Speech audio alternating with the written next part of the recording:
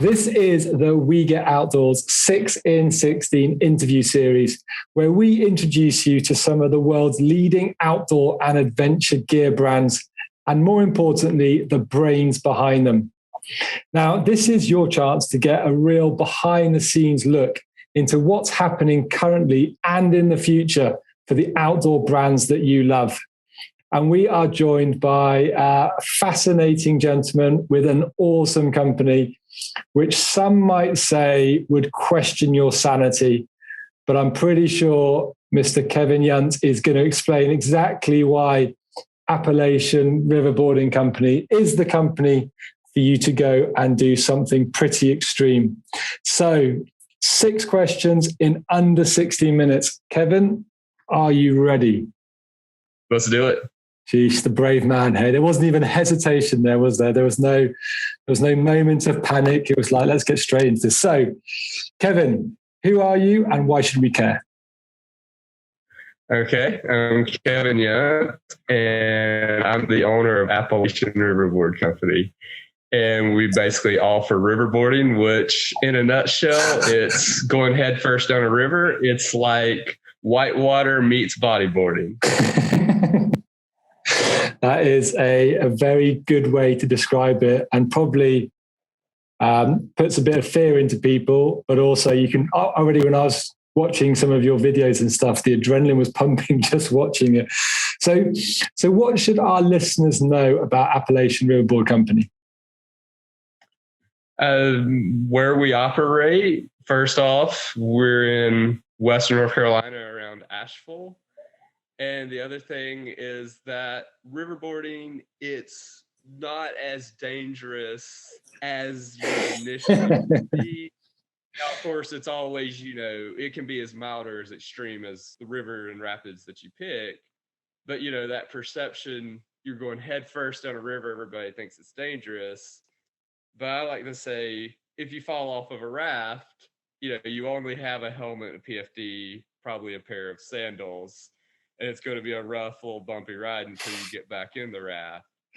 With riverboarding, you knew you were going to be in the water the whole time. So you've got the wetsuit appropriate for temperature. And in addition to a helmet and PFD, you're wearing knee and shin guards on your legs for the rocks. And you've also got fins to help you kick and steer. So it's almost like you're sort of geared up like a Navy SEAL. Now that is a sales pitch. Become a Navy SEAL in the water with a board on you down rapids. But not only do you do the guiding, you also make boards as well, don't you? Yes. So as we got more in the guiding and we're looking at costs, we were like, well, we might as well see about making them, and had some interesting experiences with the first prototypes where within 5 minutes, I already had handles coming off and had to, re-engineer things. And we've gotten it to where we're very happy with the performance. We are still trying to just perfect the aesthetics and get them ready for prime time with retail appearance. But it's been another journey where I get it almost as much joy, sanding and shaping a board as I do when I'm in the water. That's very cool. Get the best of both worlds. So you get to enjoy land time and you get to enjoy water time. For sure. So what is the thing that sets Appalachian Riverboard Company apart from sort of its competitors? That's a very good question. I would say it's our kind of desire and entrepreneurship.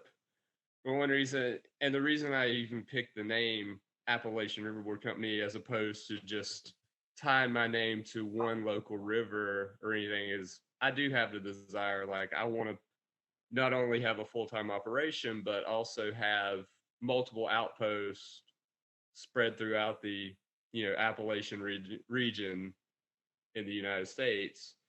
So it's just a desire to continue,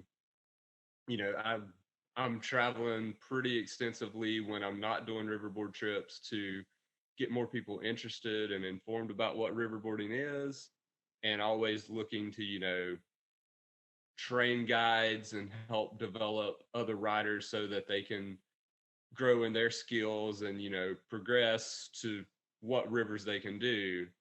So that's kind of where I'm at. Very cool. So growing the business, growing the interest in something that's pretty new and pretty unique. Exactly. And I see it, there's other established, business markets and sports where you have to go in and just capture a share of that. With riverboarding still being pretty unknown, it's almost like, if you want to go into it, you have to grow the market yourself. Very cool. Very exciting. Lots of opportunities for you there. Definitely. So, Kevin, I think so far the first three questions have been very, very gentle. I think we've warmed up now a little bit. Now we're going to see if your bravery in the water is the same bravery in an interview. So this is the bit that's going to see, are you man or mouse? Okay. I can see your blood draining from your face as we speak. Now the nerves are picking up, the sweat's on your forehead.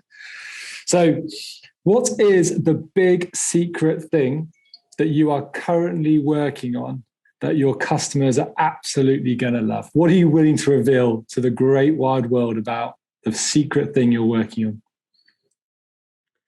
All right. Our secret thing, and it won't be so secret for too long because I do hope to share it with the rest of the riverboarding community. But one of the big problems with gear is pads always move around if you put them outside of your wetsuit. If you put them under the wetsuit, you don't have the drag.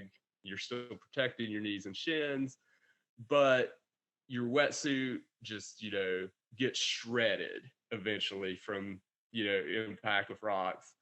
So I've been working on a way to armor, wetsuits, like with the knees and shins, and also wetsuit socks. They get tore up whenever you're just walking from, the parking lot to the river, whether you're having to walk on asphalt or gravel. So I'm applying the same thing to my wetsuit socks, and hopefully we'll have something that will prevent, the attrition in gear. And I'm definitely excited to get that perfected where it won't, come off of a wetsuit. That sounds pretty epic. A bit of a game changer, I'd have thought. I think so, because, I've went through a whole lot of, guest gear over the years, and being able to get my equipment to last longer is going to be a game changer. That is pretty cool. I can imagine there's lots of people now scrambling to get in touch with you now because they're watching their bank balance go down and you've just saved them a fortune. So obviously with your work taking you into the outdoors, interacting with lots of different people, I'm sure you have some really, really cool conversations and formed some pretty interesting opinions about what is the future. So what do you think is the future of the outdoors and the outdoor industry? I think it's going to be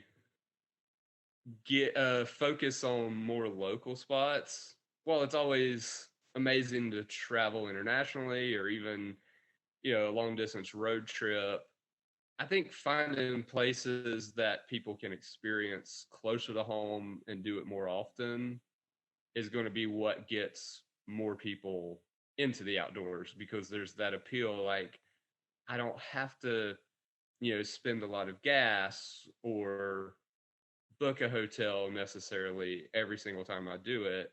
If I can find something that's a lot closer and I can do it, weekly or more often, then, it's something that you can make more of a habit instead of a, once in a while experience. I think that's such a cool insight there, that there are so many things on our doorstep that we just forget about because it's possibly not sexy or it's not cool. It's not something that we want to tell our friends about. We want to tell our friends about that we've gone to a different state or a different city, but we're missing out on so many things that are just around the corner. And like you said, it's something that you can do time and time again. So that's a really cool message. So the future is locals lekker, locals good, and don't look too far because you might be missing some absolute treats right on your doorstep. I think that's it. Very cool message. So you've survived 5 questions, Kevin. You're looking like a complete natural I'm feeling a bit disappointed in myself that I haven't made you sweat or cry yet. A lot of people on this podcast here has actually cried, Kevin. So you're doing pretty well. So the final question. So all those people who are heading into the outdoors now, maybe they're going to the outdoors for the first time or they're regulars. What message do you want to give all those outdoor enthusiasts as they head into the great outdoors? That's a good one because I'm taken aback, not because I don't know anything to say, but there's so much to say. Make something either concise or, focus on one thing. And I would put it to, 2 quick snippets is always respect, the space that you play in with leave no trace and making, the area better, even if it's just being able to pick up a few pieces of trash while you're out doing it. You're not contributing to the place being worse and you're making it better. And I would also say, always remember that no matter where you're at, there's other people that are just getting started, either in the same outdoor activity or something similar. So be kind, help them with their questions and give people space. Like, there's so many different ways to enjoy the river, whether that's riverboarding, stand-up paddleboarding, rafting, kayaking, canoeing, or even just enjoying the same spaces. You can be in the water, you can enjoy a hike, and we all get our joy from it the same way. So just be able to accommodate and appreciate how people enjoy the outdoors. It's such a beautiful and powerful message, which is all about being conscious of other people in the outdoors. So enjoy your time, but just pick up a piece of litter which makes the next person's experience that little bit better. And like you said, just be aware of other people in your environment and do your best to give them the experience we can all contribute to everybody's experience of the outdoors. That's Kevin, that's a flipping awesome message that probably sums up, I can imagine, a little bit about the ethos of what Appalachian Riverboard Company stands for and what you stand for. So really cool message, and thank you for sharing that. So you've survived. I would encourage all of you to go and check out Kevin and Appalachian Riverboard Company by visiting all their social media pages. Check out their Facebook page, which has some really cool stuff, and their Instagram page. And I'll put all the descriptions for you to check out Kevin below. Kevin, thank you so much for your time today. I really appreciate it. And I'd just like to wish you, your family, Appalachian Riverboard Company, an incredibly successful 2021 as you go and open up something that's completely unique to the world. And I'm sure you're going to do it with a smile on your face and with a lot of success.